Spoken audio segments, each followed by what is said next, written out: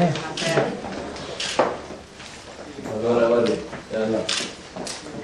berapa? Ibu,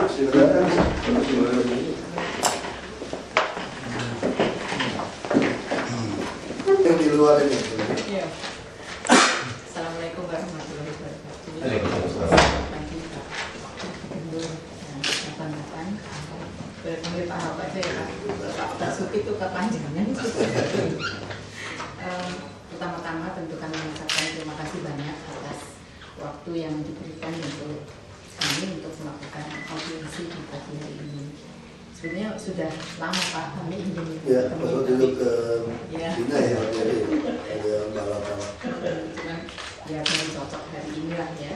Dan dalam kesempatan yang baik ini kami pertama-tama ingin menyampaikan kepengurusan tahun 2013 sampai nanti PON akan datang yang baru dikukuhkan beberapa bulan yang lalu sudah siap untuk mulai melakukan program-program agar supaya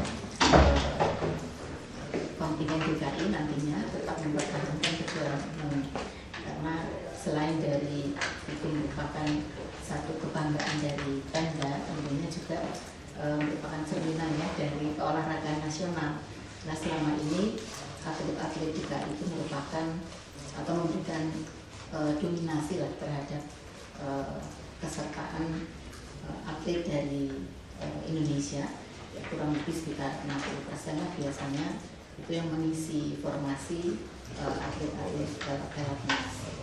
Selama ini kami juga didampingi dan diarahkan oleh Dinas Olahraga, jadi Pak Rationo dan jajarannya ini merupakan partner kita yang cukup kompak Pak, sehingga kita bisa merebut kemarin kejuaraan yang pernah lepas dari tangan. Tapi kali ini kayaknya nggak enak juga karena sampai tidak menang Pak. Karena itu mohon selain dukungan finansial yang kita sudah rasakan melalui APBD ya, yang pertama kemarin terima kasih juga. Ibu Mirna kemarin sempat bilang dibuat 2 kali. Sudah Pak, sudah. Makanya ini juga ingin menyampaikan terima kasih karena biasanya memang sekaligus supaya kita mengatur program itu bisa lebih lancar. Jadi sudah Pak. Tentunya nanti di tahun-tahun berikutnya biasanya makin meningkat yang namanya anggaran kita Pak ya, karena persiapan-persiapan menjelang PON itu makin tinggi. Ya, kami selalu bersama-sama. Nah di sini sebelumnya saya perkenalkan dulu yang hadir sini. Kalau Pak Alex Bapak pasti sudah kenal. Nggak boleh nggak kenal. Dia adalah sekretaris umum. Di bawahnya ada 3 orang kuasa hukum, jadi cukup banyak. Saya sekarang dengan kurang lebih 58 ya anggota KONI itu sudah cukup sibuk Pak, karena ada yang Ada 2 DPRD ya. sebagai pengurus Pak. Tiga. Ada Golkar, ada Demokrat, ada PD Perjuangan. ada semuanya. Pras.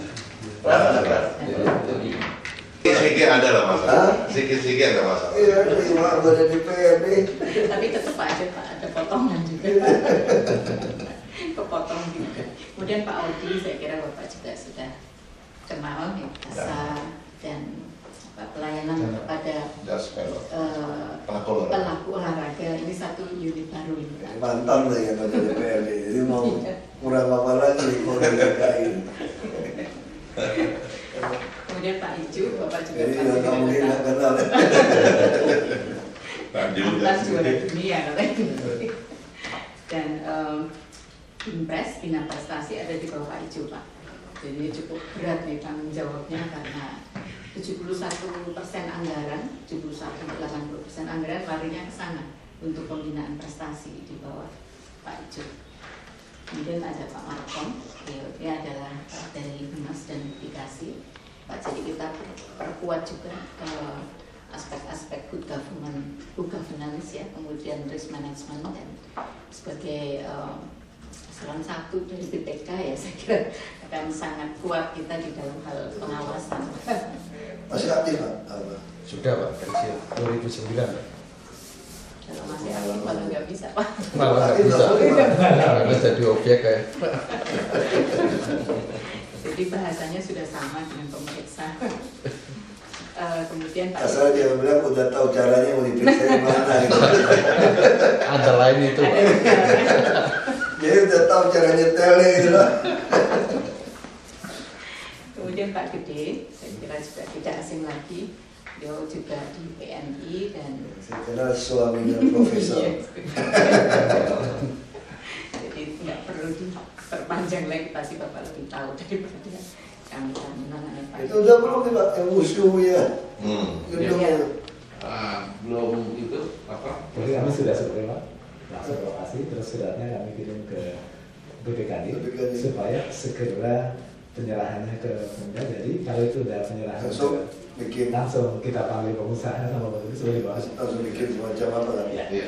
PKS atau gitu ya. Izin Pak, BPKD-nya diingatkan lagi Pak.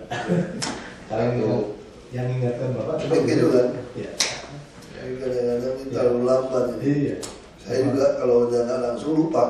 Langsung Pak. Tapi luar biasa Pak, ini bisa Langsung. seperti itu ya. Saya kalau pagi di SMS maaf langsung selesai.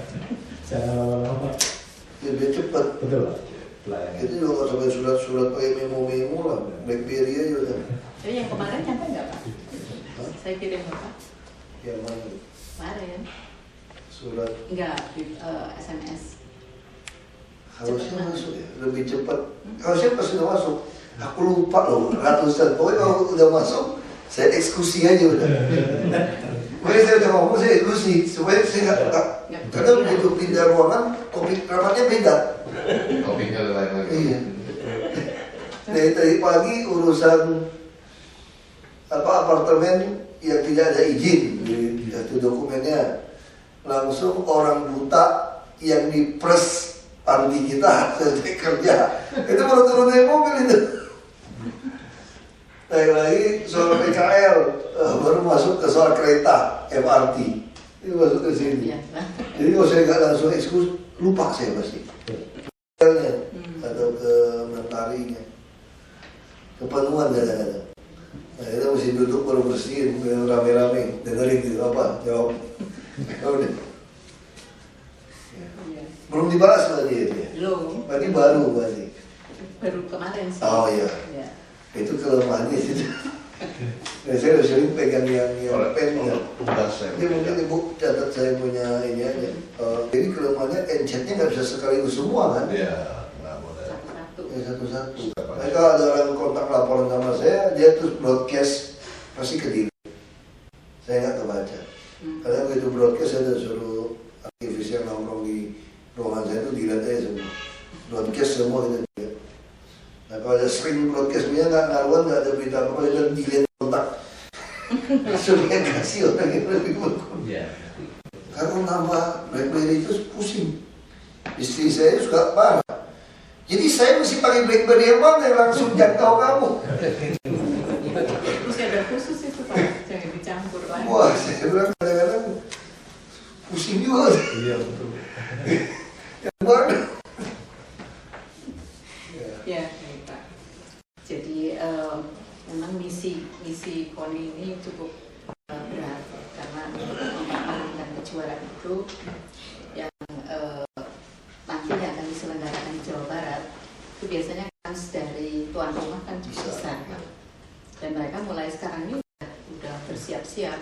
Kita ada intelijen juga kan Pak ya, kita dapat banyak sekali informasi bahwa persiapan mereka sangat serius. Antara lain sebetulnya yang kita mohon pada Bapak itu untuk sister city Pak.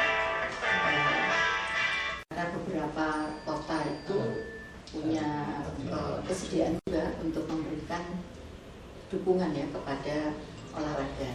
Biasanya kan sister city cuma ekonomi saja, seperti waktu saya di Bank DKI kalau kita ikut dalam tim itu biasanya hanya bicara masalah perdagangan dan ekonomi. Olahraga ini jarang sekali atau nggak pernah bahkan disentuh. Nah kali ini mungkin itu bisa lebih ditingkatkan. Sister City itu kadang-kadang tidak ada hasilnya Pak ya. hampir semua saya lihat.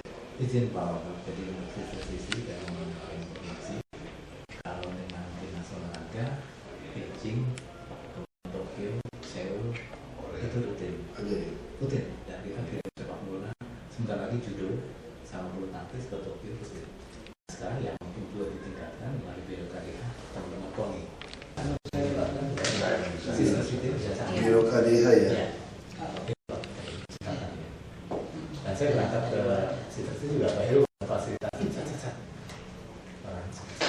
kirim ke sini ya? Bisa pelatih datang sini Bisa atau kita juga ke sana. sebaliknya Pak. Ya. Karena Atau kalau kita ke sana. maaf Pak, kalau Jawa Barat itu mereka misalnya tahun untuk PON yang lalu itu mengirim kurang lebih 100 itu ke Seoul, senam ke Uzbekistan. Itu mulai dari penampilannya sampai hasilnya itu jauh sekali bedanya Pak. Jadi memang kelihatannya nanti program di menjelang PON itu akan banyak sekali pengiriman ke luar negeri. Judo dikirim 2 bulan Pak. Judo kita stay di Di sana 2 bulan di beberapa kota ya. Jadi kita kirim juga mesti kirim anak-anak yang masih muda supaya Iya, betul. jangan yang udah mau kadaluar. Ada batas Jadi usia. kan kadang-kadang kita berpikir hanya sekedar mau juara aja kan. Ya kan lebih bagus udah umur pas biarin lah, yang penting dapat medali. Saya kira Jakarta harus diubah. Ya. Lebih baik kita tidak dapat medali di PON ini, tapi berikutnya dapat dari anak-anak yang lebih. Ya kan dia harus berpikirnya Iya. jangan pragmatis gitu. Kami saja orang politik kami berani putuskan. Sekalipun 2017 tidak dipilih kembali kami tidak peduli. Karena kata Mama aja, kita begitu canangkan bangun MRT, monorail, mau loop line kereta api lagi. Kan tahun depan mulai lagi loop line yang elevated. Ada 18 pertemuan bidang kereta api. Kita masih bangun juga kan.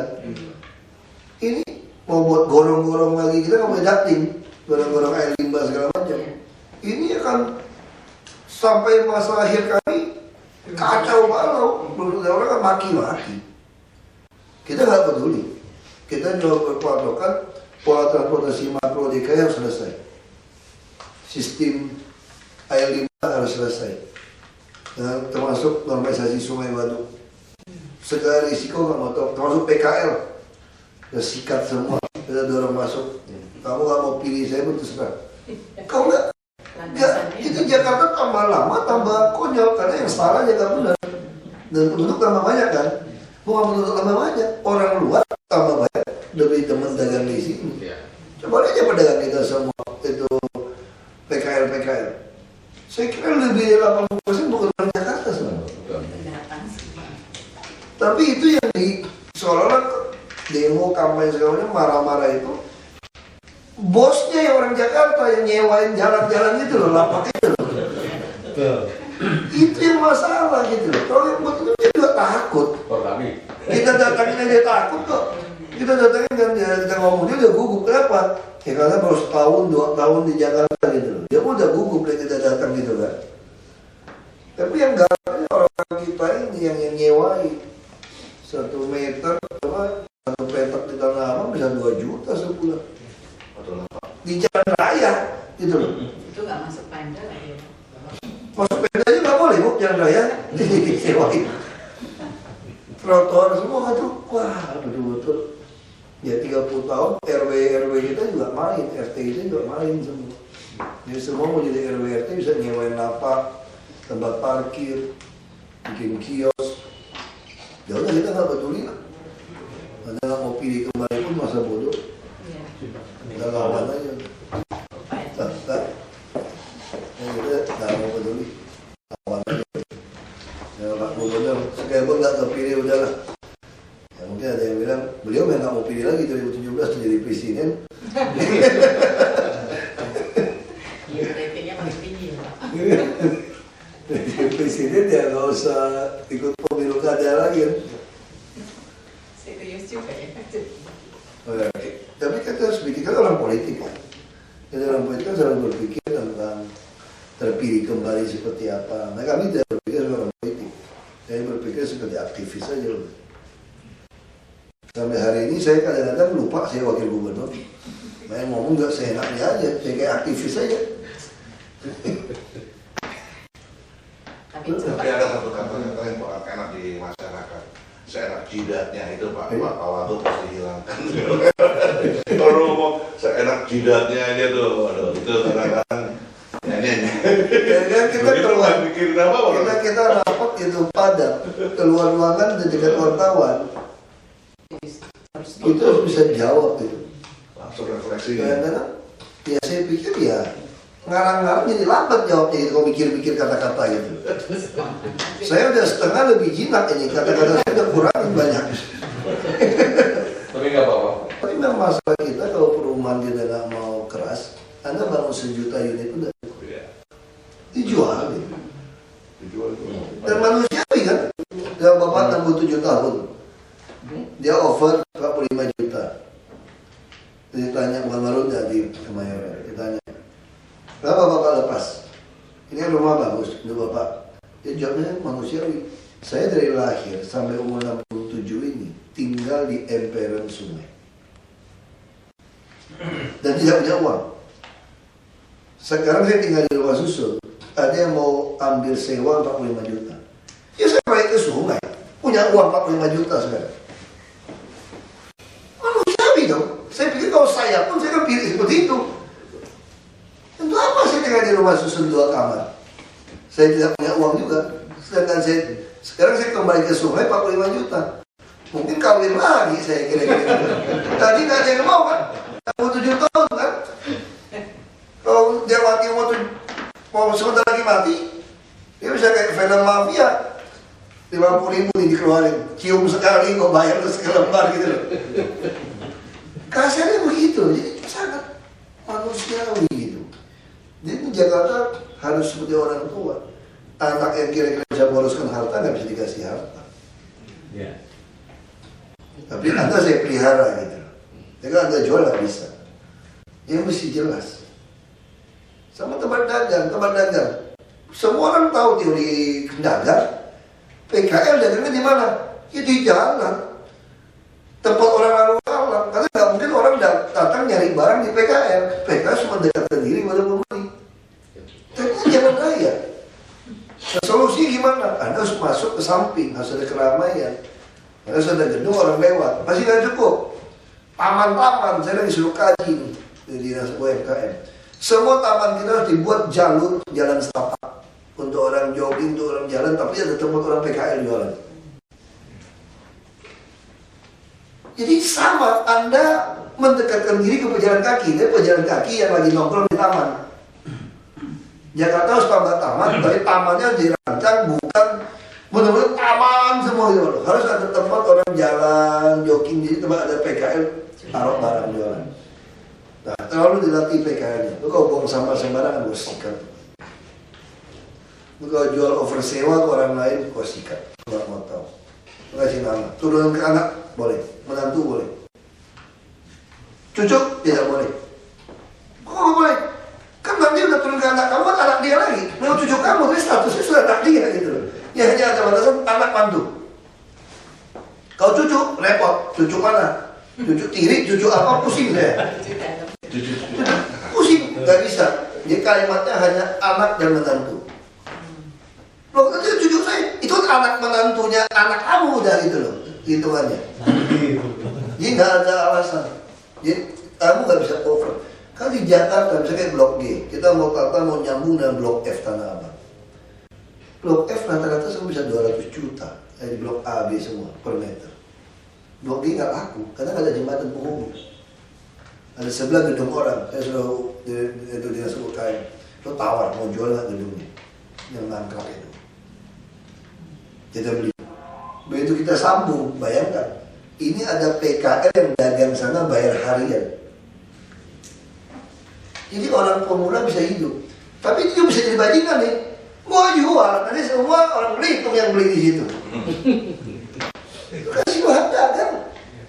1 meter 2 juta. Dia jualan 50 juta, dia jual. Nah, baru PKL nggak jelas, pulang kampung dia, nggak bisa. Jadi Jakarta sudah ada tempat rumah buat yang belum beruntung, tempat usaha yang belum beruntung. Kita skip. Ini yang modal kita. Karena orang miskin selalu ada sama kita, sampai kita mati. Sampai dunia kiamat selalu ada orang yang belum beruntung. Selalu ada orang rajin nggak bisa usaha, nggak ada tempat.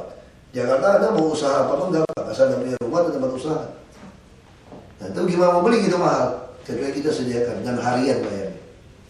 Karena sekarang PKL bayar harian lebih mahal daripada kita sediakan di PD Pasar Jaya. Pasar Jaya cuma Rp500 per hari per meter. PKL bisa 50.000, paling kecil 40.000 untuk 2 x 2 meter. Artinya apa? Kalau kita bikin harian secara bisnis, saya hitung. Anda buka mall lapak, paling jatuhnya berapa? 200.000 paling mahal per meter per bulan. Kalau PKL kita udah bayar 300.000 sampai 150.000 per meter per bulan. Cuma bayarnya harian. Nah kalau saya bikin 25.000 aja, saya lebih hebat daripada buka mall sebetulnya. Cuma PT Pasar Jaya kita ini semua habis di mana? Maunya duit cepat, kerja sama bos-bos semua dapat duitnya yang hidupin gaji dia. Dia nggak dewek bos, nggak mau tahu 20 tahun kontrak sama pengusaha. Nah ini korbanin, oh nggak bisa, saya mau ambil alih semua. Dan kita pasti untung Pak, pasti untung karena harian kita sewanya lebih mahal sebetulnya daripada yang pulang dan ini bisnis aja. Dan rakyat juga senang. Tapi kalau Monas kita berhasil nih, kalau kita tahun ini bisa idenya beres, tahun depan mulai kita bangun, nanti showroom terbesar itu di bawah Monas semua. Jadi ada yang produk-produk kreatif unggulan-unggulan, Bank DKI kan kita paksa ke Solo, ke Bandung. Saya bilang lu cari semua pemain-pemain yang kreatif, yang tidak punya modal. Anda bantu dia, pinjamin, kita kasih dia showroom di Jakarta, 6 bulan setahun tanpa bayar, untuk dukung bisnis dia. Lu bayangin, Anda jadi nasabah Bank DKI, Anda yang jujur yang kreatif, Anda punya showroom gratis untuk produk Anda. Begitu Anda ada naik omset Anda out, atau harus bayar sewa, ganti yang lain. Jadi kita selalu ada tempat seperti itu, konsepnya seperti itu. Baru Jakarta yang coba menyenangkan. Nah yang gak senang sama kita kan orang yang punya rezeki sampingan, aku gak peduli. Mau ribut aja. Udah pasang badan, kok mau apa lagi? Kalau cuma gertak gak mau pilih saya mah, saya ketawa aja. Aku udah pasang badan, mau apa lagi dari saya gitu loh. Kalau cuma jabatan gak ada nilai, aku udah pasang badan, mau apa sekarang? Kalau gak beres. Jadi Jakarta bukan kurang tahu masalah. Bang Yos apa kurang tahu? Saya bantu beliau 1 tahun, waktu udah turun. 10 tahun gara-gara suksesnya Bang Yos, minimal saya dengerin hampir tiap hari. Semua tahu apa yang mau dikerjakan. Semua masalah tahu, DKI tahu semua kok. Nah tinggal sekarang Anda berani nggak tidak punya kepentingan. Kalau untuk atlet apa Pak kira-kira Pak? Saya kira itu tadi, saya pikir atlet kita memang kalau dari pemerintah semua pasti tidak bisa. Bagi saya atlet itu harus jadi profesional. Menuju ke profesional. Iya, kita kan apa ya? Golf udah lumayan lah ya. Jadi saya dulu jangan belajar badminton dari Rudi Hartono, benar namanya. Maksudnya belajar main golf katanya. Golf menang kok ya kemarin. Nah kita punya masalah, misalnya hampir semua negara bola itu baik. Saya nggak pernah ngerti kenapa Persija buat PT tanpa saham Pemprov DKI. Saya nggak ngerti itu. Haryanto Bajuri yang pegang dulu. Saya nggak ngerti gimana bisa dikasihkan tiba-tiba sekarang punya seorang Paulus yang mau jual berapa miliar. Tidak ada DKI sama sekali ya. Kan lucu gitu loh. Makanya saya bilang sama Bank DKI nggak boleh kasih uang 100 sen pun. Biar dia turun. Nah saya lagi tugas sama Pak Radiono, bikin buang nama Persija, bikin lagi 1 nama kalau mau, tinggalin aja. Bikin 1 PT lagi yang asli punya Pemda. Gak usah pakai nama Persija. Bila perlu buang itu Persija kalau kelakuannya seperti itu, misalnya gitu. Kita dibajak semua, kita bicara olahraga gitu. Semua udah kayak premanisme tanda kutip, ya bisa. Udah ada yang mau beli pun yang mau jual mahal, Anda nggak sanggup, ya sudah dong, Anda jual. Mau, jadi apa-apa kan bukan Anda yang dirikan, merasa udah keluar uang apa? Anda pernah transfer atau tidak? Itu persoalan. Tapi contoh Persija yang kebanggaan. Akhirnya kan yang Jack Mania bisa digerakkan juga untuk sesuatu yang menekan, datang minta bantuan. Itu main mafia atau main ormas atau main ini. Dan terus bikin kan, kita bikin 1 klub lagi, dilatih, tidak perlu di training, undang orang bule, kita bayarin, bikin PT, bisa macam-macam, ya kan? Yang usia 18 ke bawah tuh Pak. Kita bisa mulai bikin klub itu. Bikin PT juga, nggak usah Persija apa gitu kan, kita pikirkan nanti.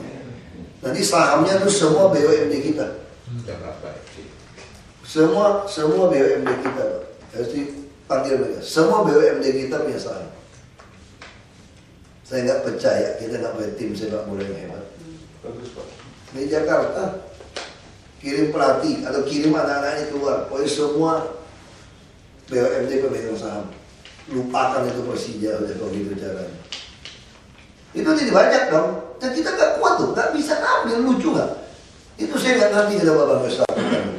Lalu percaya sama Haryanto Baijuri mungkin bisa atasi. Saya nggak tahu waktu itu ya. Kasih dia bentuk terus lepas begitu, saya nggak ngerti.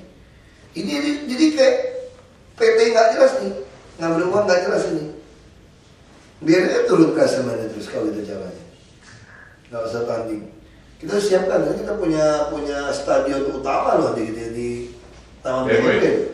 Saya sih nggak ikhlas kasih Persija masuk kalau begitu. Mau demo Jakmania aja udah. Atau Jakmania boleh dong, tapi bukan pukulin orang yang macam-macam. Preman ada gitu, bukan atlet. Kalau ada atlet nggak kelakuan seperti itu gitu. Kenapa? Karena mereka nggak pernah main bola juga Pak, yang Jakmania Pak. Nggak ada lapangan bola. Nonton bola juga nggak bisa nonton, nggak punya duit. Di luar lagi ikut rame-rame doang, disewain bus. Kita bisa kategorikan mereka siapa loh, bisa ketahuan. Ini ada permainan politik kayaknya gitu untuk mendukung ini Persija. Kalau menurut saya seperti itu. Kalau ada seorang insan olahraga gitu ya, saya katakan bukan saya sombong ya. Saya sebagai politisi saja, saya berani mempertaruhkan jabatan saya demi untuk mewujudkan pola transportasi makro untuk supaya ketertiban di DKI. Bahkan saya sadar bisa nyawa saya bisa melayang sama keluarga saya. Saya aja berani pertaruhkan. Itu kan jiwa atlet. Kalau saya ngomong parah gitu. Kalau nggak bilang atlet, ada cinta olahraga. Kalau saya tidak beres, kalau orang bisa majukan, saya masih rela dong kasih kepada Anda. Tidak perlu tenaga saya, tidak perlu uang saya. Bahkan dengan tenaga uang saya pun saya rela keluarkan. Asal ini maju gitu. Itu baru namanya pengurus olahraga. Nah, begitu kan Mbak? Sportif. Harus keluar uang dong. Ini enggak, ini jadi bisnis nih. Terus dimanfaatin orang. Ini udah nggak betul. Menurut saya seperti itu persoalan di DKI. Jadi semua cabang olahraga mesti cari orang yang betul-betul mengerti tentang apa itu olahraga, apa itu nama itu kesatria dalam olahraga itu, sportif itu apa. Kalau nggak ngerti, Anda nggak ngerti itu saya bilang. Nah ini yang harus kita punya. Kalau Anda berpikir seperti itu, kuasa ini dia bilang hancur, zero sum game. Wah saya nggak dapat, kamu nggak boleh dapat, wah hancurin pokoknya. Itu yang buat olahraga kita rusak. Terus kedua, saya pikir paling penting, tidak ada lagi cerita primordialisme di dalam menentukan siapa pemain. Ini sangat penting. Baik bangsa ini terpuruk karena kita dapatkan bukan yang terbaik dari yang terbaik. Kita masih ada, ya ini masih keluarga lah, atau ini masih suku saya, ini agama saya, rusak. Atau mau juga kurang-kurang ini, begitu kita cek, aduh, gawat nih, ini terlalu banyak orang Indonesia Timurnya nih yang maju nih. LDK ini. Jangan dong, masih ada kuota-kuota dong. Yang sampai yang dari Sumatera Barat nggak ada nih. Gak bisa, kalau memang kita semua orang hitam semua. Nggak ada urusan. Kita tuh suka begitu Pak, cara menentukan Pak. Saya pun sama, kayak kalau kita tes. Ini contoh, tes apa? Saya malah tahu mereka usul-usul itu. Ini contoh di DKI ini. Begitu dilantik, ada 3 yang pakai Alkitab. Saya juga nggak tahu waktu pertama kali kita mutasi. Saya mana ngerti. Udah ada yang kasih peringatan ke saya dari partai. Lu hati-hati lu. Lu sadar nggak yang lu lantik itu kemarin itu? Ada non-muslimnya 5 orang. Nah, ini rusak negeri. Saya mana tahu. Saya tadi dinas perumahan misalnya. Saya mau pilih itu Purnomo. Diusulkan Purnomo. Ya, Jonathan. Pangkatnya nggak sampai. Akhirnya Pak Gub bilang cari yang paling senior. Tinggal 1 jam nih, saya paling senior. Keluar namanya Jonathan Pasudu. Ya. Yang paling senior di itu. Perumahan. Kristen. Saya pun nggak kenal dia. Tinggal 1 jam terakhir. Yang kedua, Rudi Siahan. Pak Gubernur mau Rudi Siahan. Saya bilang jangan. Saya maunya siapa? No visa dari perumahan. Ada kasus Marunda, dia mau vena kompres saja, mengundurkan diri, ngancam saya. Yuk kalau lu keluarin kasarnya, orang sih halus banget. Lu kalau keluarin si Kusnindar, saya mengundurkan diri deh. Saya lapor gubernur, gubernur marah, suruh mundur sekarang. Nah ini PU nggak jadi no visa. Pak gubernur langsung si Rudi. Nah satu lagi tata ruang si Gamal. Kita waktu itu usulkan si Ibu Vera, Kepala Biro Tata Ruang. Masalahnya sekretaris tata ruang adalah Izan, ini suaminya si Vera. Dia kunci. Kalau dia dua suami istri, satu kemajuan, satu sekretaris, gimana kata mereka? Ini harus saya lapor Pak Gubernur. Pak Gubernur bilang begitu, ambil Kasudin yang paling senior, yang paling siap untuk jadi kepala dinas. Siapa Kasudin tata ruang? Gamal Sinurat. Saya mana tahu dia siapa. Saya pun baru lihat mukanya kira-kira gitu. Masuk. Orang Kristen dia. Itu aja saya dipersoalkan, ada yang persoalkan saya. Karena mampu gitu. Itu tadi, akhirnya kita bisa membuat ketakutan. Waktu milik-milik orang, begitu lihat yang Kristen, ya kita jadi konyol kan. Begitu diseleksi, Kristen. Jangan Kristen deh, masih ada kasih yang bukan Kristen. Kurangin deh. Itu profesionalisme nggak berjalan. Itu nggak betul. Makanya saya bilang, itu yang nggak boleh. Izin Pak, saya orang zaman dulu. Dulu dipertimbangkan agama ketika jobnya memang langsung pada masyarakat. Betul. Kalau urusan tata ruang, urusan taman, urusan gedung-gedung, nggak ada itu urusan itu Pak. Tapi gitu. betul Pak, tapi kita ngomong jujur Pak ya. Fakta di praktik itu ada Pak. Karena person pribadi masing-masing yang mau guide dari konstituen. Nah sama seperti pemikiran itu kan. Kalau Bapak yang gunakan juga masih salah. Kenapa orang tidak berani saya jadi bupati di Belitung Timur? Karena seorang bupati itu kalau lagi sholat id bisa jadi imam. Kayak non muslim bagaimana? Ini terjadi di DKI ini. Semua urusan agama itu, pembina itu adalah wakil gubernur. Di DKI dicoret dari menteri semua, nggak berani keluarin surat. Saya tidak boleh membawa itu semua. Kenapa? Karena non muslim. Ini negara, gitu loh. Kalau kebetulan saya tidak bisa jadi imam di masjid, ya Anda cari imam lain, gitu loh. Saya memanage sini beda, gitu loh. Nah kita tuh konyol di situ, gitu Pak. Kita makanya saya bilang ini yang membuat kita tidak maju negara ini. Jadi kita semua seperti itu. Baru kita bercanda. Kita bercanda sama dubes kita di Cina. Si Jonan, ini cerita sama saya. Jonan kereta api. Dia kirim banyak orang ke Cina untuk belajar kereta api. Sama India. Makanya saya solusi ke India. Si Jonan mau pergi nggak berani. Nanti orang bilang turunan Cina main ke Cina kan. Nah saya ditanya, saya kan lagi mau bikin untuk pengolahan air limbah di Cina pengen jago pipa. Itu dubes tanya sama saya, Bapak ada masalah itu nggak? Untuk saya undang ke sana lihat. Ya Bapak kan turunan. Oh saya nggak peduli. Saya nggak saya gubernur izinkan saya berangkat, saya nggak peduli.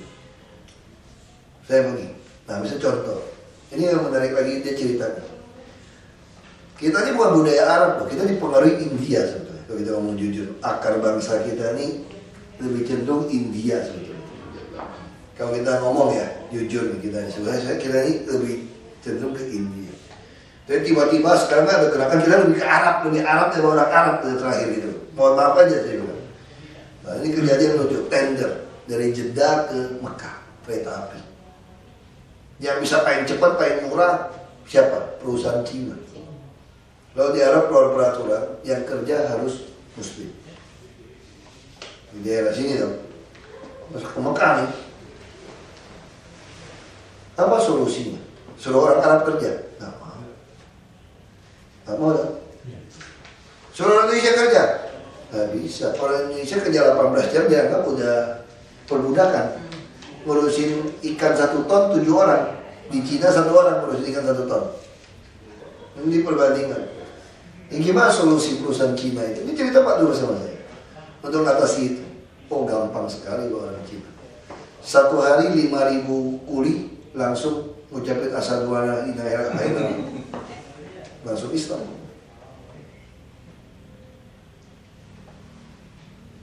Apakah Anda mau agama Anda bertambah karena pragmatisme seperti itu? Lalu Anda bangga mencatat, oh saya bisa mengislamkan orang sekian banyak loh hari ini. Apa betul dia betul-betul Islam atau hanya karena memenuhi syarat? Kalau kita baca sejarah baik-baik, Pak ya, kenapa kekaisaran Roma hancur? Ini sejarah dunia nih kalau kita baca baik-baik. Kenapa? Karena dulu pertama itu pembantaian terhadap orang Kristen. Tiba-tiba kaisarnya jadi Kristen, mati nggak? Dia balik dong. Jadi semua orang akhirnya masuk Kristen untuk dapatkan jabatan. Nah, Bapak bisa kepikir nggak Roma seperti apa? Semua orang ngaku Kristen, padahal mereka itu masih tetap penyembah dewa. Karena kalau tidak Kristen tidak bisa dapat jabatan di kerajaan Roma. Disitulah kehancuran Roma terjadi. Di Indonesia udah banyak juga loh Pak. Misalnya saya main politik 10 tahun. Saya dipanggil beberapa orang tua waktu jadi Bupati Belitung Timur mau maju. Gini Hok, kamu ini gak ada lawan Hok. Mau dari sisi apapun diadu, lu nomor 1. Ini orang pengakuan nih, panggil di Belitung dulu waktu jadi Bupati. Masalahnya Hok, ini 93% Muslim. Dan kami ini rata-rata Masyumi. Dan tahu PBB yang benar. Abang sarankan kamu nomor 1. Abang mualafkan kamu. Kamu pasti menang 80%. Saya pakai pengalaman. Saya jawab, abang bilang saya bagus ya. Sebenarnya saya nggak bagus. Oke kalau abang saya bagus, abang tahu kenapa bagus? Karena saya tahu ada Tuhan, saya nggak berani main-main sama Tuhan. Itu aja. Makanya saya nggak berani nginjek orang lain. Nah kalau abang paksa saya ngakalin Tuhan hanya sekedar dapat jabatan ini, abang hati-hati. Abang udah bukan dapatkan saya yang seperti itu. Abang pun saya bisa makan telan hidup-hidup. Ini hati-hati bang. Nah itu sebenarnya itu yang penting buat kau bicara KONI ke depan menentukan atlet. Menentukan bina atlet yang mau dikirim siapa. Ini penting loh. Kayaknya sepele, tapi ini terjadi di kita sebetulnya. Saya kenal banyak pejabat yang merubah agama kok supaya bisa dapat jabatan. Betul Pak tadi? Iya. Saya kenal banyak. Hati-hati gitu. Dulu di Belitung lebih lucu lagi loh. Saya nggak mau disebut namanya nih, Tima nih. Sholat aja nggak bisa mesti diajarin istri. Jadi dia harus robah itu untuk apa? Ada lagi orang turunan Cina, ini lucu nih, itu kan keluar peraturan tuh tahun 80-an, direktur-direktur juga masih pribumi tuh Pak. Sempat keluar tuh, ya Pak, sempat dapatin proyek, waktu itu lagi semangat lah tentang pengusaha pribumi segala macam itu, proyek. Banyak sekali pengusaha Tionghoa itu langsung jadi Islam. Sholat ke masjid, wah diterima, karena kan orang suka, dan kalau mualaf kan Teman. orang suka lah mualaf itu. Teman diurusin. Apa yang lakukan? Korupsi nggak ngaruhan juga. Begitu dia udah nggak balik lagi makan lagi. Tapi itu yang terjadi penipuan. Hampir seluruh dunia itu bukan cuma masalah Indonesia. Nah kita harus berani. Saya katakan lebih baik kamu tidak pilih saya. Saya kalau tidak dapat hidayah tidak masuk Islam. Saya sekolah Islam SD SMP. Saya bisa baca semua. 2 kalimat syahadat semua saya belajar. Gak bisa. Gak usah pilih. Tegas saja. Gak usah pilih. Fair kan Mbak? Sama kayak gereja juga sama. Ini di Bantar Gebang atau di Pulau Gebang. Pendeta gak mau bayar sewa, padahal ada uang. Rumah susun nggak ada urusan gitu. Saya dasarnya konstitusi, bukan karena saya merasa oh ini pendeta saya, ini Kristen, nggak bisa. Anda salah ya salah, nggak ada urusan. Salah, gimana Pak? Kayak orang marah kan, kayak fanatik kan. Sebenarnya suruh saya orang politik, hop, kamu kalau mau menang, gampang. Jakarta baik gereja, kamu seminggu kelilingnya 7-8 kali untuk ke jemaat supaya mereka pilih kamu. Apa sih? Wah kamu bisa gak dipilih, saya udah pernah ribut sama pendeta dulu waktu calon pilgub di Bangil. Saya pukul meja depan orang pendeta, dia bilang gitu sama saya. Bapak tahu nggak partai PKS, P3 segala macam itu dapat karena dari unsur agama. Kami bisa dapat kursi pun karena di Indonesia Timur tidak pakai agama. Supaya kita minta Bapak harus keliling gereja, supaya nanti jemaat-jemaat bisa pilih Bapak. Kalau Bapak tidak mau, bisa tidak pilih Bapak. Saya pukul meja. Kalau jemaat lu beres otaknya, kali ini pasti pilih saya. Karena cuma saya yang rekam jejak terbukti, mau mati buat orang. Lu mau cari di mana lagi orang segila gua. Nggak nyolong duit, mau mati buat lu. Dan gua juga bukan miskin, nggak gila gua. Kalau jemaat lu waras, pasti pilih gua. Nggak usah kasih tahu gua Kristen nggak Kristen. Karena gua punya rekam jejak terbukti. Gua berani lawan semua untuk lu orang. Bukan kepentingan saya loh, bukan kepentingan kalian. Ya kalau jemaat lu waras pasti pilih untuk saat ini, karena calon yang lain tidak punya rekam jejak untuk itu. Kamu gak mau pergi? Lu bilang aja jemaat lu gak usah pilih gua, tapi jemaat lu kan gila tuh. Jadi ini konsep ini yang harus kita punya. Saya 10 tahun di dunia politik, saya kenal betul permainan seperti ini. Primordialisme, sogok monyok, saya kenal betul. Sampai di MA, saya kenal betul. Saya betul-betul sangat pengalaman, Pak. Bukan saya ngomong sombong, orang-orang saya arogan. Kenapa saya pengalaman? 2003 saya ikut partai baru, verifikasi partai, permainan oknum KPUD, KPU seperti apa saya tahu. 2004 ikut pemilu, jadi anggota DPRD, panitia anggaran. 2005 ikut pilkada, langsung gitu kan. Dulu kan pilkada gitu. 2005. Jadi bupati 16 bulan. 2007 awal gabungin partai 0, Gus Dur yang pimpin. Lobby partai-partai kelakuan ketua partai semua saya tahu. Dealnya berapa duit semua saya tahu. Ada juga yang idealis, cuma minta 30 juta untuk transport. 12 partai saya kumpulin, maju pilgub. Gimana perlakuan rasisme, tempelin ancaman saya alami. Lalu dicurangin gimana sistematik. Kalau Bapak Ibu bawa ke MA, oknum minta ganti saya tahu.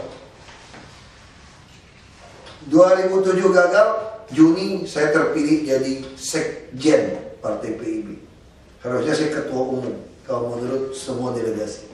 Karena Dr. Syahrir itu jadi one team press. Saya dicoret, Dr. Syahrir bilang nggak bisa, kamu masih muda, kasih ibu dulu. 2009 kamu baru jadi ketum, lu jadi sekjen dulu. 3 bulan, bawa-bawa pada main jual-jual partai, saya berhenti dari partai politik. Berhenti saya dari politik. Saya bikin LSM untuk cari orang-orang gila yang mau masuk ke politik, yang apolitik. Saya akhir tahun 2007 bikin LSM. Sampai bikin LSM, Bardios berhenti. Butuh orang ngerti duit, ngerti politik untuk pegang duitnya. Masuklah saya bantu Bardios 1 tahun. Nah proses itu jadi tawarin ke DPR RI, saya nggak mau.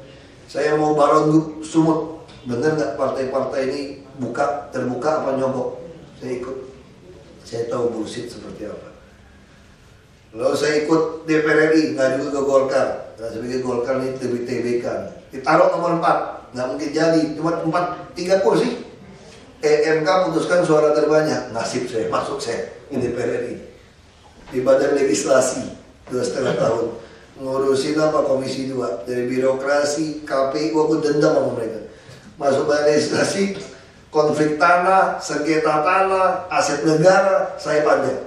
Termasuk aparatur sipil negara lelang itu hasil produk kami. Undang-undang aparatur sipil negara ditahan negara, pemerintah nggak bisa putusin. RUU aparatur sipil negara. Nah terus saya pikir mau pulang ke Babel, enggak, pasti jadi. Saya nggak suka yang pasti jadi gubernur. Saya mau cari buktikan bahwa kita laku. Saya kumpulin KTP di DKI. Saya minta tanda tangan handphone, pada takut orang, cuma dapat 70.000. Saya nggak mau beli, mau KTP beli mah cepet.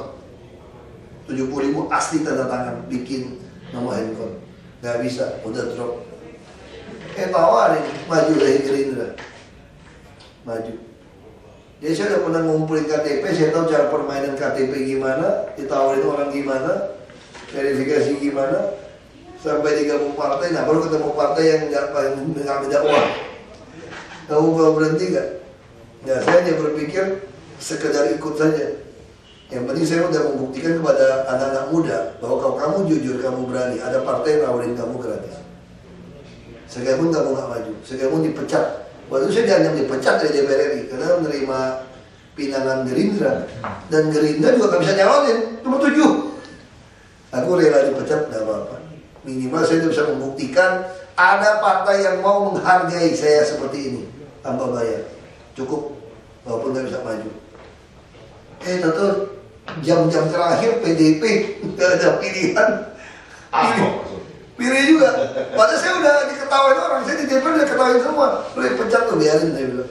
Jam 1 itu telepon, setuju. Nah itu. Tapi saya juga berpikir tidak mungkin menang. Kita yang berpikir yang penting nomor 2. Nomor 2 dulu ya. Nomor 2 udah hebat dong. Iya. Bisa nyaingin Fauji Bowo, duit itu banyak, kita modalkan pengaman doang, 36 perak. Iya. Duit banyak lagi ya. Menang putaran pertama. Putaran kedua pasti kalah. Gak apa-apa, minimal pernah ngalahkan dia di putaran pertama. Kalau di kampung saya sudah jadi gubernur, di atas 30 kan. Kalau udah 36 lebih, udah lumayan dong. Nah itu yang terjadi sebetulnya.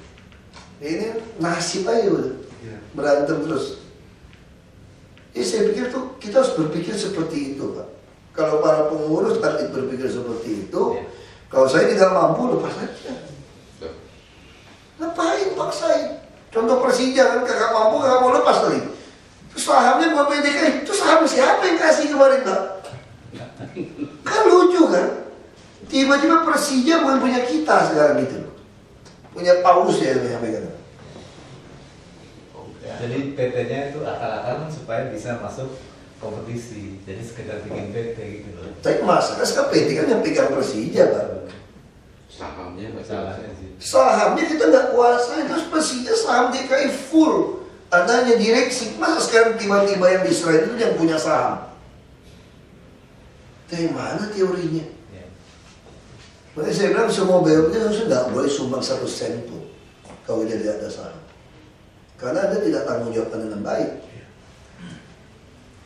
Ini kok ini memang berat ini DKI. Kan DKI banyak orang pintar, tapi semuanya memang orang yang otaknya ke Jakarta kan mau berhasil, mau cari duit ini.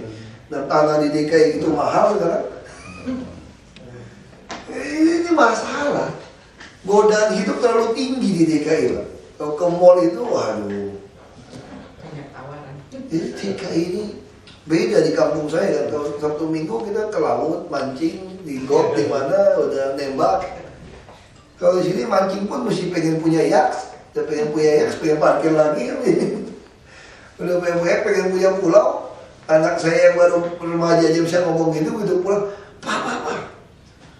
Kenapa Bapak nggak beli pulau aja dekat sini? Jadi kita perginya nggak jauh-jauh, nggak ke Belitung. Kan di Belitung udah punya pulau. Itu kan punya kakek punya pulau. Berarti bapak kakek lebih hebat daripada bapak. Punya 4 pulau juga. Bapak beli 1 dong di dekat Jakarta gitu.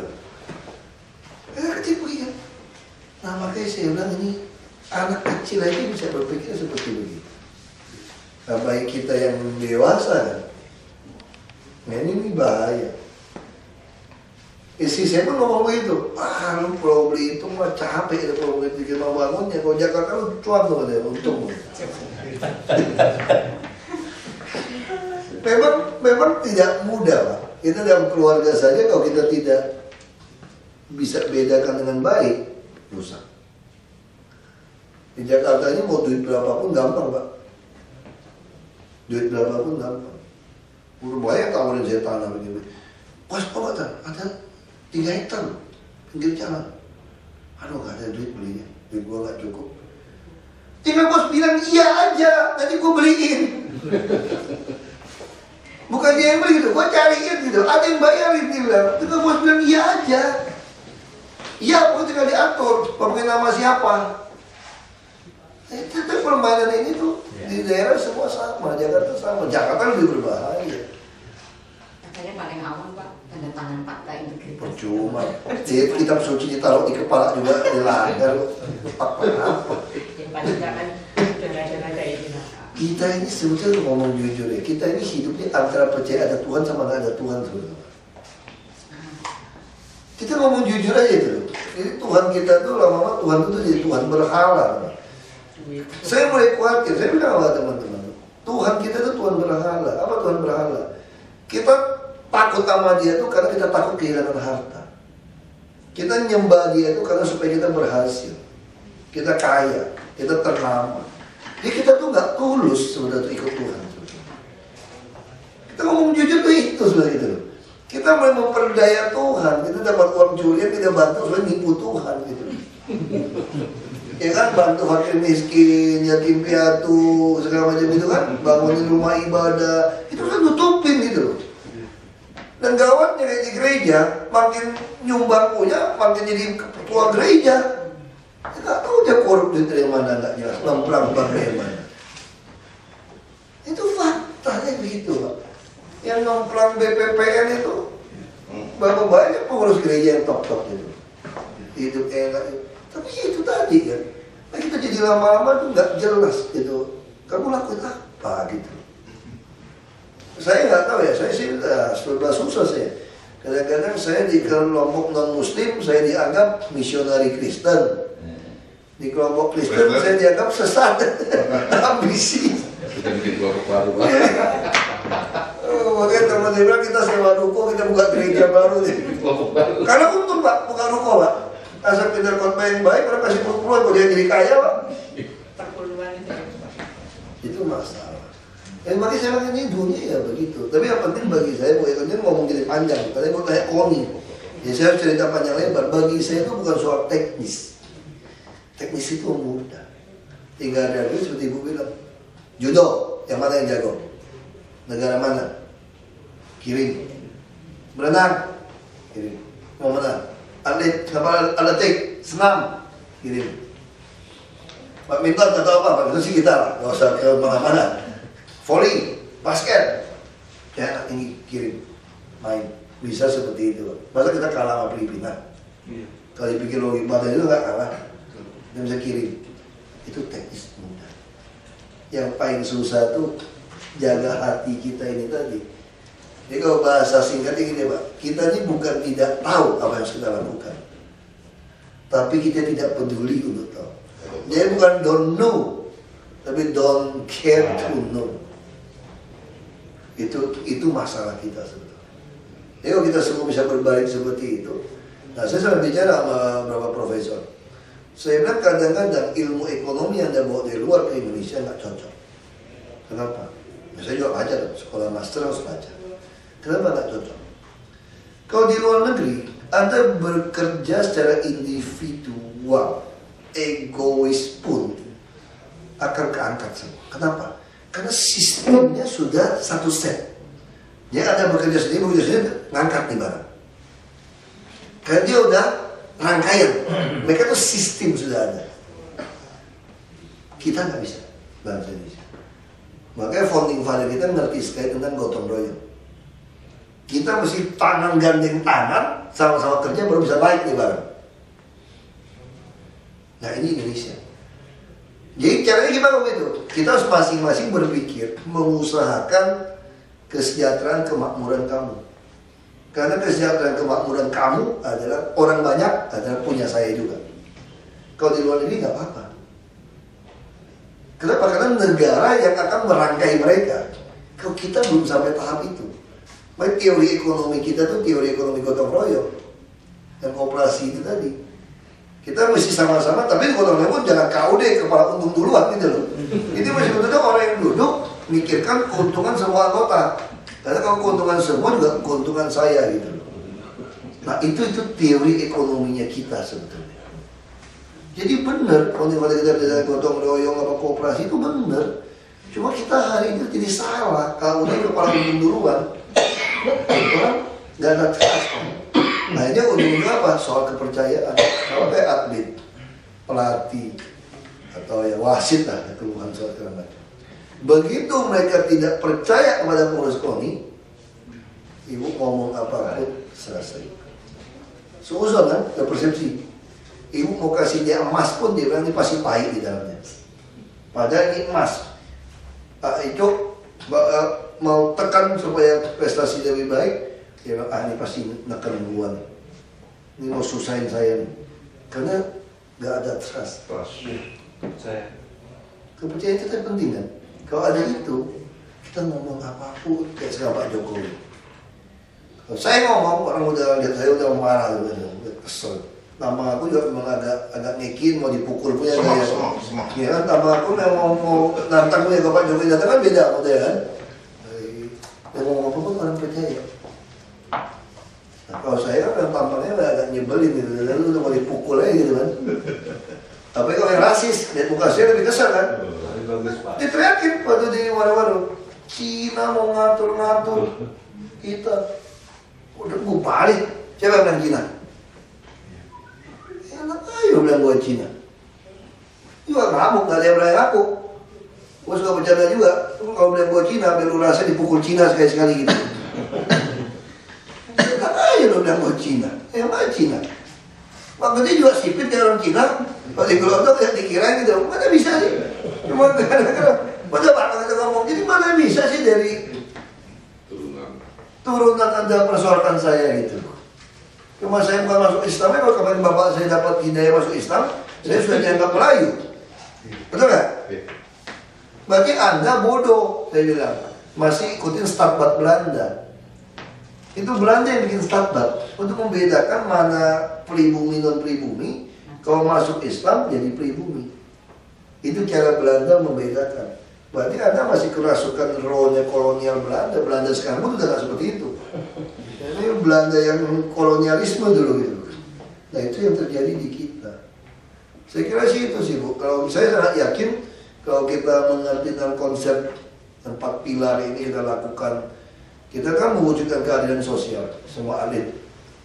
Kalau Bapak Ibu bisa mengadministrasi keadaan sosial dengan baik, maka keadaan sosial ini akan terjaga dengan baik, dipelihara dengan baik. Sekalipun kita disalahpahami. Kalau saya jalan hidup saya sudah begitu. Saya pikirkan ini benar, ikutin aturan benar, nasihat teman-teman benar. Sekalipun kamu salah paham sama saya nggak peduli. Saya sendiri pun saya berdiri. Itu yang saya lakukan di DPRD dulu. Semua main SPP definitif. Sekali jalan 3 juta. Dulu orang daerah besar. Saya tidak. Diadilin semua. Di mana kekompakan kita? Saya nggak kompak. Jadi percuma kalau dia anggota dewan. Nggak bisa, gue ketua partai masa pecat gue. Saya disidang, saya nggak peduli. Semua ribut sama saya, lawan saya. Satu orang, termasuk orang partai saya nggak peduli. Saya bilang selama saya benar, aturan benar, saya berdiri sendiri pun saya rela. Nggak ada urusan sama kamu. Selama saya tahu ini benar, saya pasang badan sendiri. 7 bulan begitu, masyarakat langsung suruh saya jadi bupati. Nggak ada kaos, nggak ada uang, nggak ada kampanye. Nggak ada jadwal kampanye satu pun saya pakai. Bapak boleh cek seluruh Indonesia. Yang bisa berhasil jadi bupati tanpa kaos, tanpa kasih uang, tanpa pakai jadwal kampanye, hanya saya. Berhasil. Kalau nggak mungkin berhasil, kenapa orang ngotot minta adik saya jadi bupati? Orang politik kan mukulnya begitu kan? 16 bulan kenapa bisa melahirkan ada satu dinasti baru di Belitung? Adik saya jadi bupati. Artinya saya benar. Artinya masyarakat boleh ngerti. Kamu mau kerja, ya masyarakat bisa rasakan ada serius atau tidak. Artinya itu apa? Kasarnya ngomong sombong ini. Saya ini udah pasang nyawa. Saya sekeluarga buat belain kamu supaya anak kamu, cucuku sejajar dengan anak cucu saya. Saya ada hutang apa sama kamu saya? Kalau yang rasis sama saya gituin Pak. Di kampung saya, soal duit kita nggak bisa ngukur ya Pak ya. Soal duit kita nggak bisa ngukur, nggak bunyi duit saya. Kalau cuma lihat dari rumah, saya orang paling kaya. Kira-kira gitu. Dan saya kaya dari yang bapak saya itu. Kalau dari ukuran pabrik, saya termasuk orang kaya. Definisi orang kaya itu apa? Punya gunung, punya pantai, punya pulau, punya hutan, kira-kira gitu kan? Aku punya semua. Kalau ukuran itu saya orang kaya, kira-kira gitu. Saya bilang sama mereka gitu. Nah sekarang saya untuk apa? Saya pasang risiko nyawa saya buat nolong anak cucu kamu. Aku tanah apa kau sama kakek nenek kamu? Ngapain gue berantem sama semua orang untuk belain kamu supaya kamu prihatin sama? Nah itu rakyat ngerti. Itu yang saya bilang sama mereka, lo pikir baik-baik. Lo gak mau pilih gue, gak usah pilih, cuma gue pikirin. Saya kalau tidak terpilih lebih aman. Waktu lebih banyak kan. Saya betul-betul harap ini, Bu ini waktu itu banyak sekali waktu itu ngomong gitu ya. Jadi dia teruskan, yang prestasi, ya kita lupakan yang lama, yang macam-macam saya ngerti lah. Jadi dalam waktu pemilihan segala macam. Kalau Poni DKI lakukan dengan ini, dan sumber daya manusia seluruh Indonesia itu ada di DKI. Seluruh atlet yang hebat, orang bina-bina tuh ujung pindah Jakarta juga. Dia kuliah, dia usaha. Nah ini kok kita bisa tampung dengan adil sistemnya. Ini hebat. Bukan cuma buat DKI, buat Indonesia hebat. Saya pengen Pak, atlet yang baik, asesensnya betul. Kita cari berapa sponsor segala macam, ya profesional kita kirim. Tapi atlet harus dipikirin masa depan hidupnya seperti apa. Karena itu kita sekarang ada unit baru yang namanya Just Power. Jasa pelaku olahraga. Ya, itu penting. Yang mantan-mantan. Just merah itu ya. Kalau kita bilang just kalau. Kalau merah terlalu ke politik ya. Iya. Apalagi yang megang saya, kita kesangka di politisi tadi. Padahal kita ingin mengingatkan para atlet-atlet dan para pelatih. Mesti diarahkan ke profesional ya, supaya dapatkan uang yang profesional, iklan atau segala macam. Dengan kemohonan bantuan Bapak juga Pak, kalau misalnya Kita dukung, Ya. kita mesti dukung. Saya tuh bilang cari anak yang cakep-cakep, ya atlet sekarang kan mesti cakep, good looking. Ya. Ya kita harus seperti itu, seperti saya itu kan, cari muka yang agak enak. Dia juga bisa jadi bintang iklan. Kayak dulu kalau kita lihat kalau untuk iya. penyanyi-penyanyi ABRI juga waktu pertama kali naik setelah di Polres dia KTK. Pak ini gimana? Mau meliput sedikit ke saya? Oh, sudah mau selesai.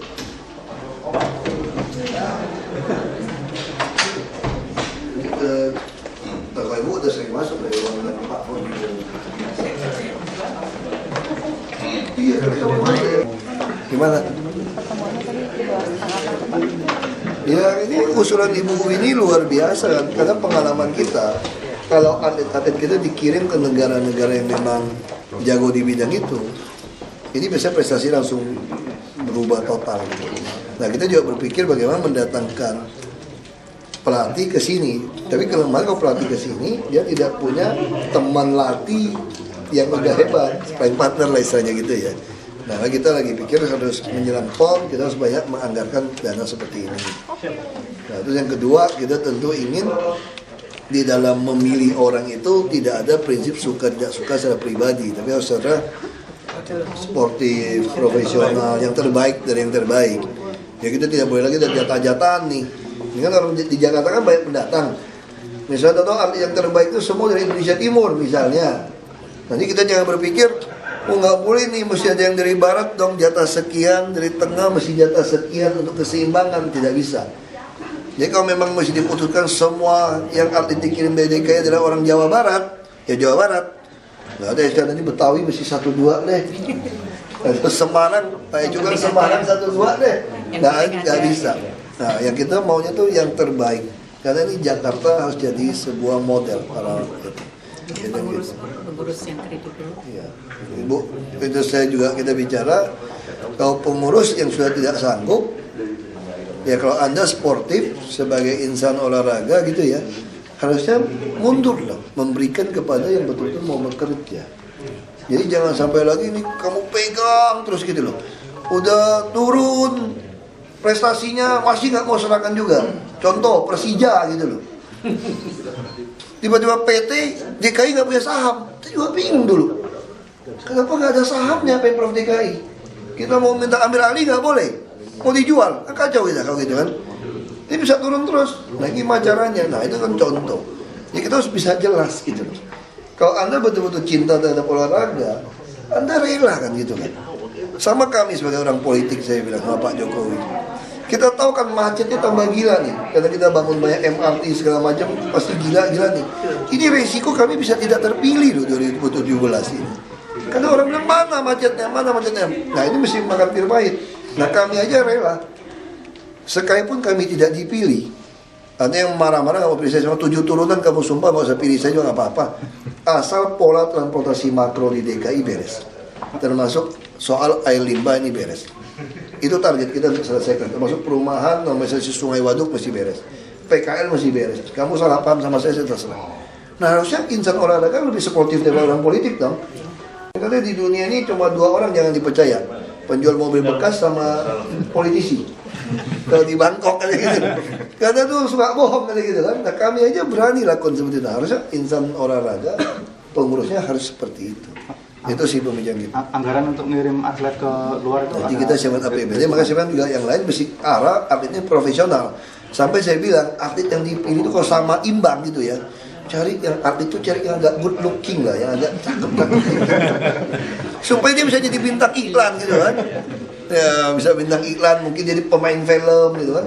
Anak saya yang bungsu aja saya bilang, kamu latihan wusu ya, yang rajin. Kenapa? Siapa tahu ganti Jet Li, kamu cukup ganteng gitu. Jadi ganti Jet Li kan lumayan kan. Nah, jadi maksud saya mesti seperti itu.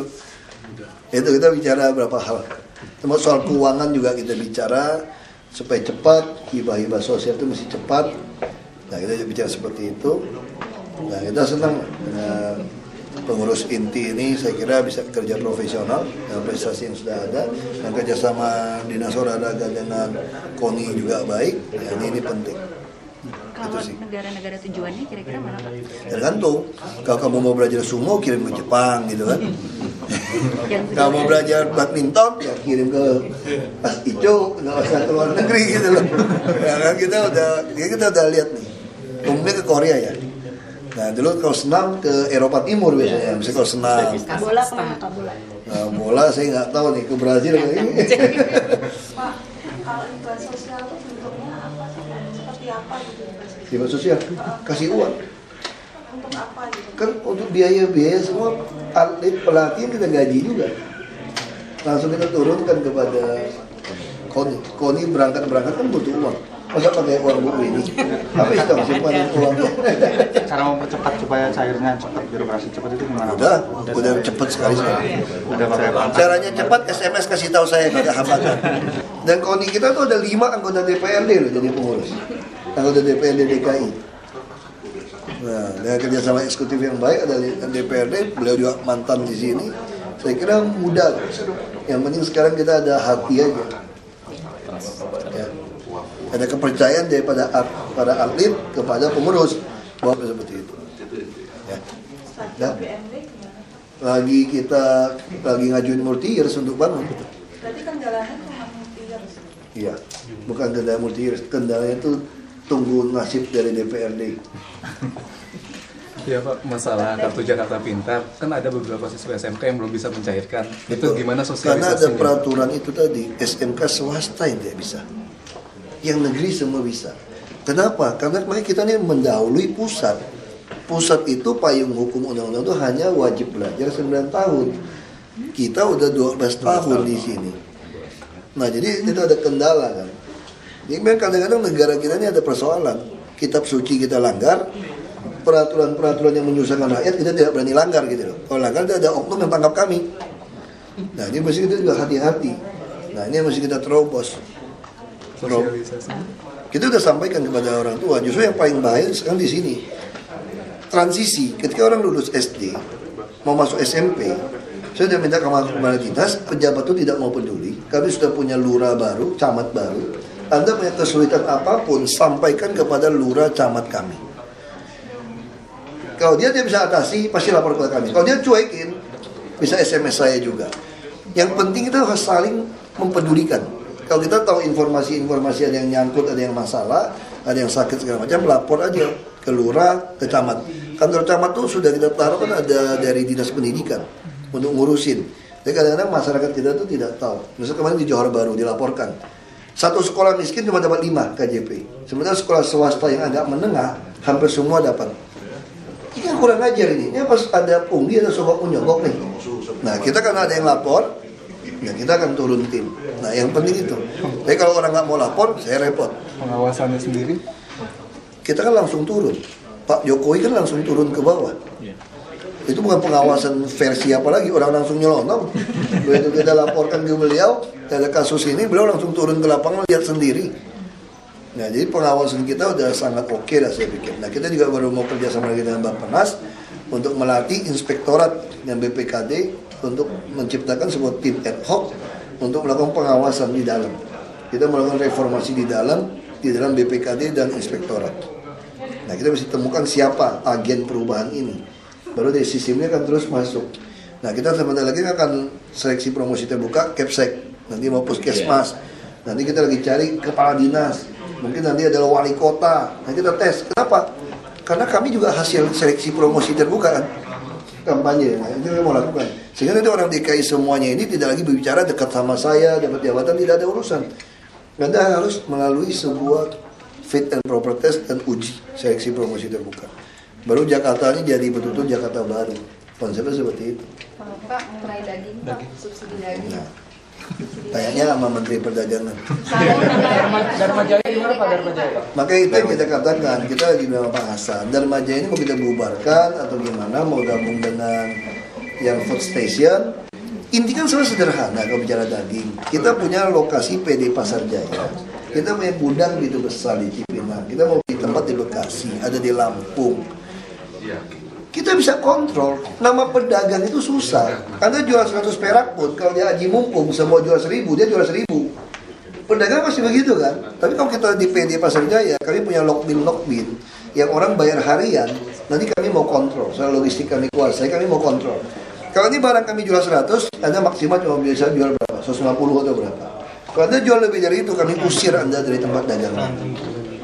Kami akan usir, kami akan masuk buat Anda. Nah, dengan cara sini bisa mengontrol pasar. Kalau Anda, itu supply demand, pasar nggak bisa kita lawan. Ini persoalan permintaan dan penawaran.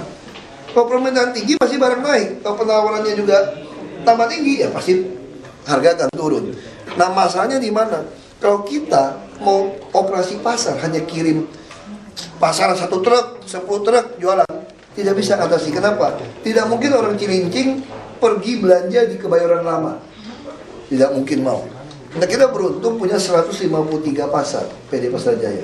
Dan kita punya lokbin juga puluhan lokbin. Nah, kita mau tambah. Kalau semua titik-titik ini sudah siap dengan perusahaan BUMD logistik siap, kita bisa tanding. Tidak mungkin kita kalah sama pedagang. Anda beli sapi di luar negeri, masa di Malaysia sapi rata-rata hanya $4, kita bisa $7 gitu loh. Kamu bisa impor, kenapa sih negara nggak bisa impor? Saya juga kan impor sapi kan, dengan harga yang murah. Saya nggak bisa masuk, saya nggak mau ikut kartel dengan Anda. Anda pemain nggak bisa saingin saya negara. Saya bisa permudah, saya punya izin, saya akan impor masuk, saya akan jual, dan penjual pun nggak bisa jual untung gila-gilaan. Anda gila-gilaan, saya usir dari toko saya. Karena toko juga punya saya. Nah, jaringan ini yang mau kita pakai. Nah, kita harapkan tahun depan, mudah-mudahan lebaran tahun depan sudah bisa kita mulai atasi. Tentu DPRD harus bisa turunkan dana untuk logistik di Lampung, di kayak di Kerawang gitu kan, kita mesti siap itu. Nah, kita lagi coba susun. Karena jujur aja 8-9 bulan ini saya tidak terlalu banyak konsentrasi di BUMD, hanya beberapa. Jadi karena lihat seperti ini, ya kita harus turun tangan. Pak malu kan, Pak Jokowi kan juara 1 untuk menahan inflasi sembako se-Jawa. Se-Jawa, beliau juara waktu dulu dapat penghargaan menahan inflasi waktu wali kota, waktu kan udah berhenti. Sekarang udah lain lagi, wali kota dapat penghargaan presiden kok. Waktu itu baru masih kampanye, waktu masih kami kampanye dapat penghargaan itu. Nah, itu yang kita lagi mau dorong supaya Jakarta ini bisa kita sedikit bersaing lah dengan yang mengambil untung terlalu banyak. Ini ada satu celah untung soal sapi itu. Nah, saya nggak tahu sapi yang lain. Kalau dagang sapi saya nggak tahu lagi. Tahun ini DKI jadi subsidi 20.000 Pak. Ada tuh, ada nggak ada masalah. Ada seperti itu. Hanya untuk Monas saja atau? Aduh, saya nggak tahu. Teknisnya saya kurang kuasai. Ya Pak, kembali ke olahraga Pak, kalau dari KONI-nya sendiri mungkin harapan ke Jakartanya seperti apa Ibu? Ya, terima kasih Pak. Tentu harapan kita sangat besar ya bahwa di bawah kepemimpinan Pak Gubernur Jokowi dan wakil beliau Pak Ahok, olahraga juga akan maju pesat. Karena sebetulnya di Jakarta ini kan apa saja ada, termasuk juga bahwa atlet-atlet yang terbaik itu kumpulnya toh nanti di Jakarta. Jadi kalau sampai tidak maju, ya saya rasa ada sesuatu yang salah dan mudah-mudahan tidak begitulah, karena kita mengantisipasi semua kekurangan, kelemahan agar supaya betul nih berkibar keolahragaan di Jakarta. Untuk anggarannya sendiri kira-kira mau minta tambahan berapa? Selalu kalau anggaran maunya ya yang naik terus secukup-cukupnya lah ya. Tapi kita juga kan harus mempertanggungjawabkan ya. Justru di sini mungkin karena saya bekas orang perbankan masih sampai sekarang, masalah pengawasan dan penggunaan keuangan itu betul-betul menjadi prioritas juga. Jadi good governance, kemudian juga risk management ala bank gitu ya, itu kita terapkan di manajemen KONI. Selama ini berapa dapatnya DPP? Kalau awal-awal tahun ini kan periode untuk berikutnya 4 tahun ya, ini baru tahun pertama, biasanya masih di yang paling rendah. Kemarin disetujui oleh legislatif, lebih kecil sih Pak daripada yang diusulkan oleh Pemda ya. Sehingga kita sebetulnya juga masih mencoba untuk nanti masuk ke APT ya. Kemarin dari 140 disetujui kurang lebih 107 ya, jadi cukup juga turunnya ya. Untuk berapa cabang? Oh, kalau anggota KONI semuanya ada 57 ya, termasuk juga KONI-KONI wilayah, karena sekarang ini KONI wilayah juga kita pacu untuk bisa ikut serta ya, berpartisipasi di dalam meningkatkan keolahragaan. Ya, semula mereka kan pasif, tapi kalau sekarang juga diberikan tanggung jawab, tapi juga tentunya diberikan anggaran yang cukup. Kalau mau ngirim atlet ke luar negeri seperti itu akan tambah biaya berapa dan untuk tergantung dari masing-masing cabang olahraga dan juga berapa lama atlet apa ya, karena mengirim katakanlah atlet catur gitu ya, ya beda ya sama misalnya pesenam. Jadi tidak bisa disampaikan. Tapi itu semuanya direncanakan dengan baik. Nggak apa-apa, aku udah bilang solusi kita tetap jalan. Karena intinya transportasi massal itu, tadi baru saya diskusi dengan MRT-nya India. Kalau kamu tidak memberikan harga yang rendah di transportasi massal, maka tidak ada orang mau pindah dari kendaraan pribadi ke sana. Kenapa sekarang naik motor? Karena bus kita itu tidak menyenangkan. Dan naik bus pindah lebih mahal daripada naik motor. Makanya semua orang beli motor. Jadi coba kalau kamu punya bus tiap 3 menit ada bus dan biaya naik bus hanya 200.000, misalnya sebulan atau 220.000 naik bus seenaknya. Kamu motor parkir di Park and Ride di Lokbin kita hanya Rp2.000 seharian parkir, kamu akan lepaskan motor kamu kan? Nah kalau sekarang semua MRT dibuat subway dan India, kenapa dia bisa murah? Hampir semua itu adalah layak. Ini bukan karangan kita. Nah kalau saya, kan waktu itu dia informasinya pada saya, Pak, ini ada markup, ada korupsi Pak. Oh saya paling demen dong dengan kata korupsi, pasti saya bela habis nih. Kalau ini tidak dikorupsi Pak, maka semua Lebak Bulus sampai ke HI ini bisa lewat subway, underground. Wah saya setuju dong. Terus saya juga bilang, ini memang proyek pusat MRT. Menurut saya itu tidak perlu ada MRT. Kenapa tidak perlu ada MRT? Di seluruh dunia kereta api ya kereta api aja. Kenapa nggak mau suntik uang kepada PT Kereta Api sih? Makanya MRT kita sama kereta api yang sama. Kenapa nggak mau kasih kereta api saja yang bangun? Jabodetabek, KRL. Beda nggak sih nama MRT sama kereta api? Sama aja, coba lihat KRL kita. Kalau naik MRT di Singapura sama nggak unitnya? Sama.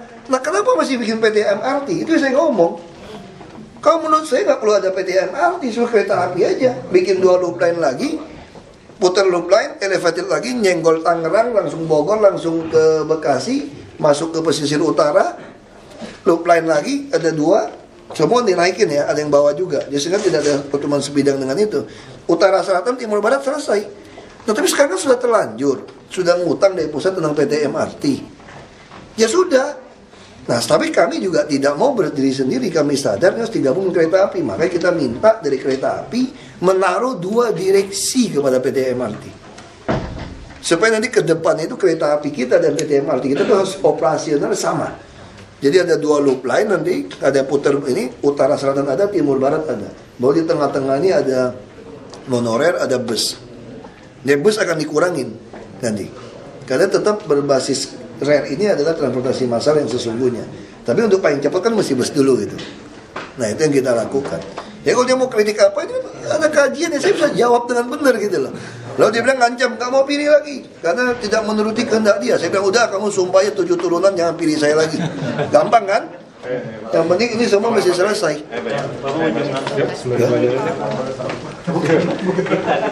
Ini bukan bapak mau sholat Jumat, stafnya yang mau sholat Jumat. Kita lagi kaji.